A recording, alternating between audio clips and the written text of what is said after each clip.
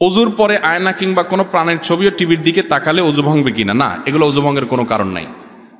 এমনকি টেলিভিশন দেখলেও কি হবে না, অজু ভঙ্গ। টেলিভিশনে হারাম কিছু দেখলে গুনাহ হবে, সেটা আরেক জিনিস, কিন্তু অজু ভাঙবে না, অজুর সাথে এটা সম্পর্ক নেই।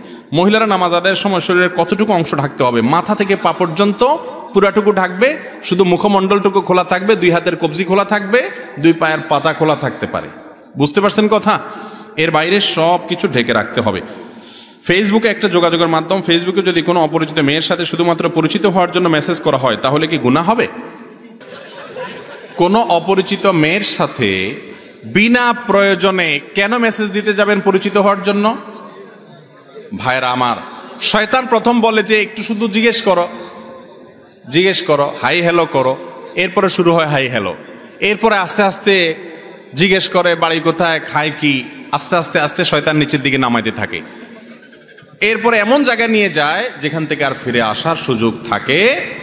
যুবক ভাইয়েরা ভালো করে শুনে রাখেন, এই যৌবন যে আল্লাহ দিয়েছেন, ওই আল্লাহর ভয়ে এই হারাম জায়গায় যৌবনকে ব্যয় করবেন না। একটু শক্ত থাকেন, দেখবেন কিয়ামতের ময়দানে যেমন সুখ পাচ্ছেন, দুনিয়াতে দাম্পত্য জীবনে প্রচন্ড সুখ পাচ্ছেন ইনশাআল্লাহ।